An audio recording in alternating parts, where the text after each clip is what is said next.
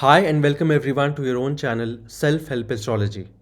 आज के वीडियो में हम 2025 के थर्ड मोस्ट इम्पॉर्टेंट ट्रांजिट पर बात करेंगे और वो है राहु देव का गोचर कुंभ राशि में यानी कि एक्वेरियस।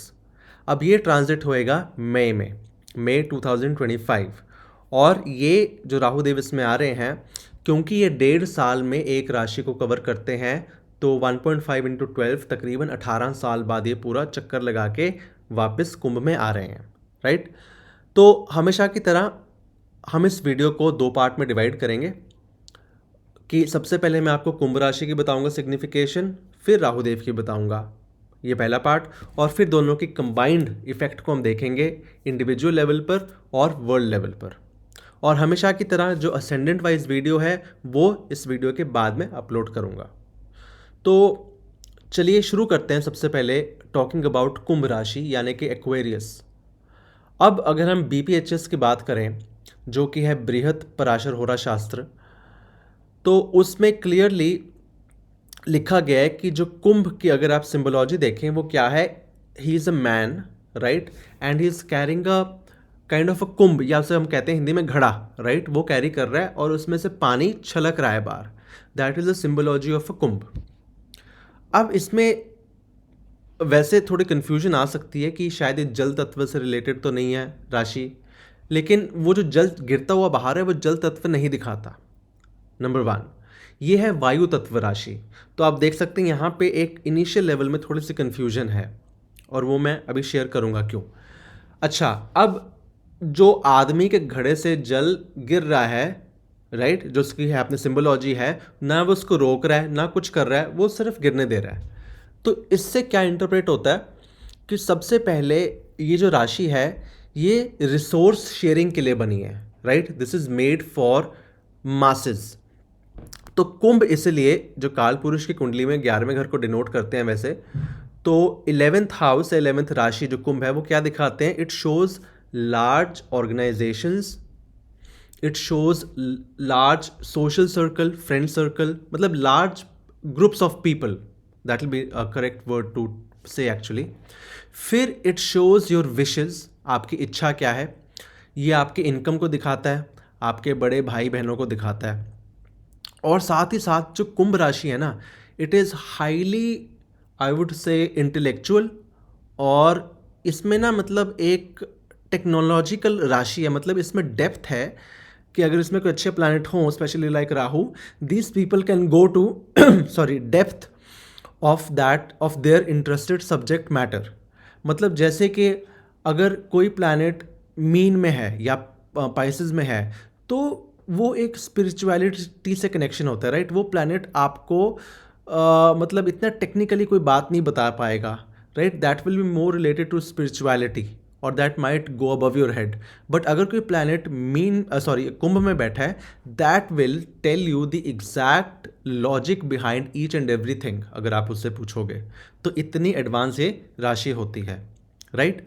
अब जो राहुदेव हैं वो क्या है, Rahudev is basically illusions, smoke, he is authority, he wants focus, he is over amplification और uncontrolled expansion.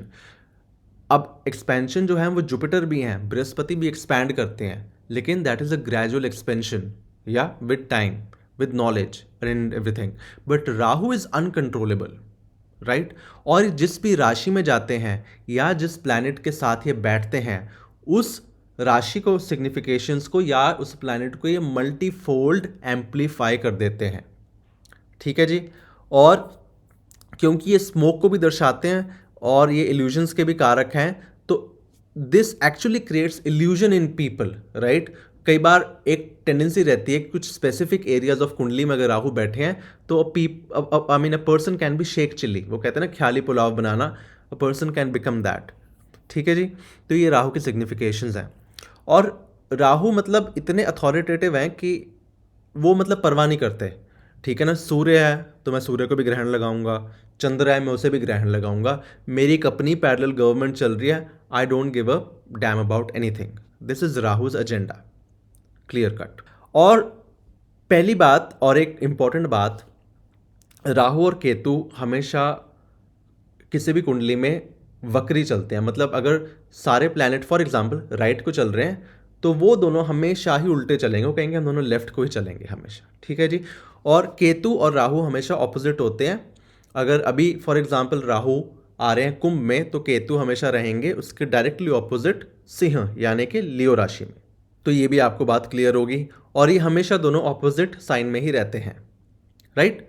Now coming back to the point of Rahu entering in Aquarius, क्या देखेंगे कि there will be a high search in people wanting to expand their social connections. अभी depend करता है कि राहु आपके कुंडली के कौन से घर में आ रहे हैं, कहाँ पे आपकी राशि में कहाँ पे आपकी कुंडली में कुंभ राशि है, राइट, पहली बात।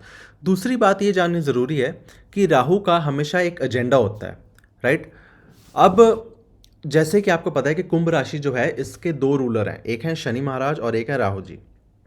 शनि जी का एजेंडा क्लियर है, मेरे को हार्डवर्क करना है। ये राशि पब्लिक को डिनोट करती है, मेरे को पब्लिक के लिए कुछ ऐसी इंपॉर्टेंट चीज़ करनी है कि मतलब एक वो निस्वार्थ सेवा टाइप हो लोगों की। राहु का एजेंडा क्लियर है कि दुनिया में निस्वार्थ जैसी कोई चीज़ नहीं है, ठीक है जी। फेमस मैंने भी होना है, मैंने भी लोगों के लिए कुछ करना है, but I want the fame and attraction for it, ठीक है ना। ये नहीं कि हाँ जी शनि की तरह निस्वार्थ में किसी की सेवा कर दी, नहीं नहीं नहीं नहीं नहीं, not that.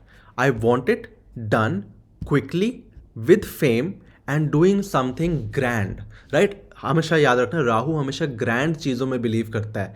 He is not लो की लाइक सैटर्न की हाँ जी आराम से बैठे हैं, एंड में कोई पूछ रहा नहीं पूछ रहा कोई दिक्कत नहीं, नहीं नहीं नहीं, he wants full attention on himself, ठीक है।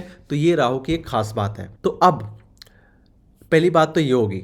दूसरी बात क्या होएगा कि अब सडनली लोगों के again there will be a increase in the wishes of people wanting to do things. जिस भी अगेन घर में ये आपकी राशि आएगी आपकी उस प्रति इच्छा जगेगी। फॉर एग्जाम्पल किसी के पांचवें घर में कुंभ राशि आप देखेंगे वहाँ पे राहु आ रहे हैं, हालांकि राहु पांचवें घर में अच्छे नहीं होते, but if you are married and you are having this transit in fifth house for example, right, you will see a sudden wish to have babies. Or if you're not married, there will be a urge to have a romantic relationships. There will be wishes according related to that house.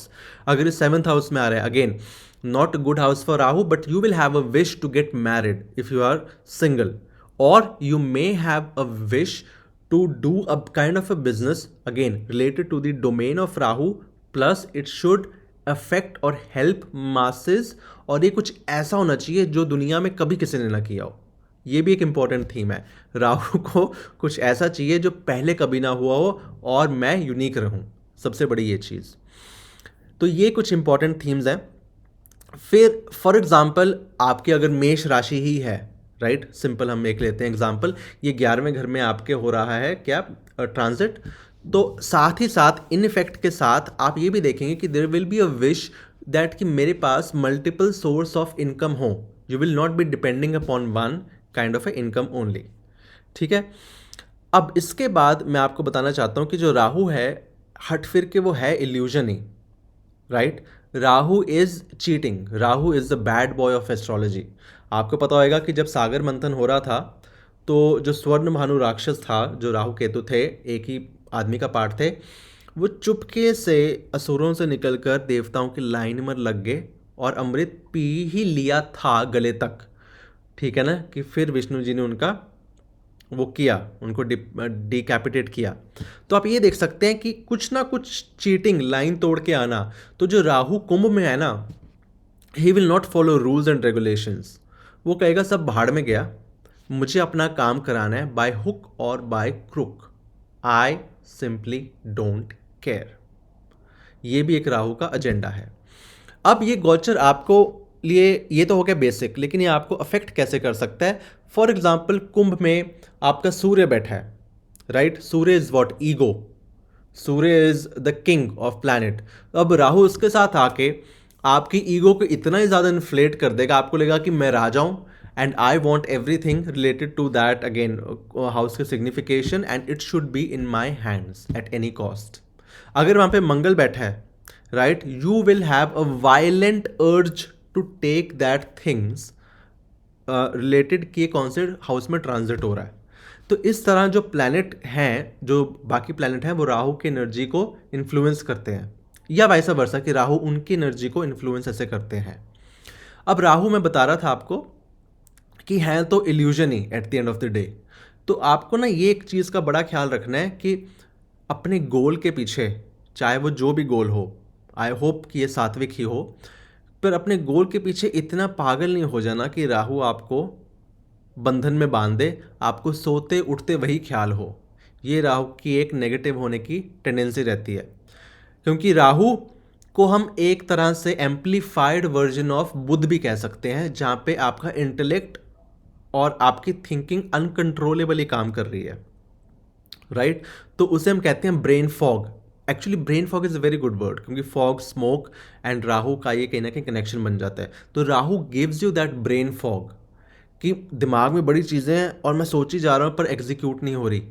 इससे भी आपने बचना है, right. और साथ ही साथ depending upon again कहाँ पे ये हो रहा है, जो ये ट्रांजिट हो रहा है, आपको उस हाउस से रिलेटेड चीटिंग से भी बचना पड़ेगा, वेरी ऑनेस्टली। क्योंकि बहुत बार देखा गया, बहुत बार क्या मतलब, आई हैव एंडलेस केसेस जहाँ पे मैं आपको बता दूं, राहु 5th हाउस में आया किसी के ट्रांजिट में, वहाँ पे उसके लव, उसके पहले हुई रिलेशनशिप बट उसको चीटिंग हुई। राहु किसी के 7th हाउस में आया, स्पाउस वॉज चीटिंग और business partner was cheating, right. 11th house में आया तो वहाँ पे फ्रेंड्स ने धोखा दे दिया, but still 11th house is better, that person coped up with that, right. तो depending upon the house you have to be aware कि जो आपके साथ एसोसिएट जुड़ेंगे इस टाइम आपके गोल के लिए, वो आपको चीट ना कर दें, ठीक है। और राहु का ये जो गोचर होएगा, इसका इफेक्ट कुंभ लगन वालों पर या जिनकी चंद्र राशि कुंभ है उन पर आपको ज़्यादा इफेक्ट देखने को मिलेगा स्पेसिफिकली। और आप एक बात क्या नोट करेंगे, अगर किसी की कुंभ राशि है या स्पेसिफिकली कुंभ लगन है, तो उनकी फिजिकल अपीयरेंस चेंज होगी, सिग्निफिकेंटली चेंज होगी, इन अ वे कि they will want people to note them. हो सकता है they can, I mean Rahu is ना unconventional, he is related to foreign things और फॉरेन पीपल और फॉरेन कल्चर।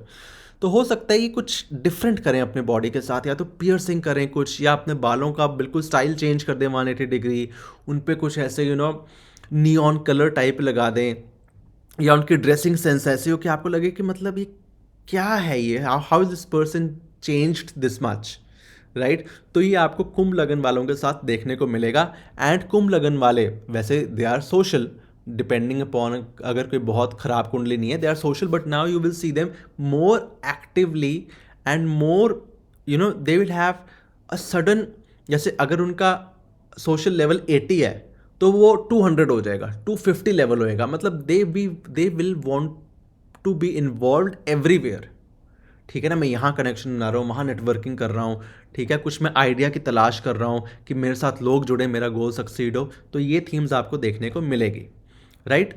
अब हम आते हैं वर्ल्ड लेवल पर। इससे पहले ये ट्रांजिट हुआ था आई थिंक अप्रैल 2005 से लेकर 18 महीने अक्टूबर 2006, जहाँ तक मेरे को याद है रफली।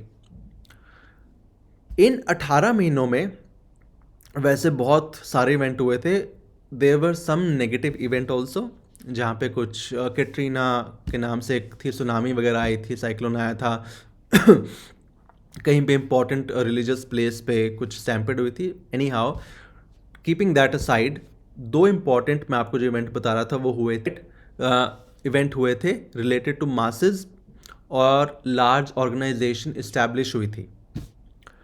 तो वो थी सबसे पहले यूट्यूब पे 2005 अप्रैल में सबसे पहली वीडियो डली थी। और यूट्यूब इतने लोगों को जोड़ता है, I mean it is connecting me with you and billions of people around the world. सबसे पहला इवेंट ये हुआ था।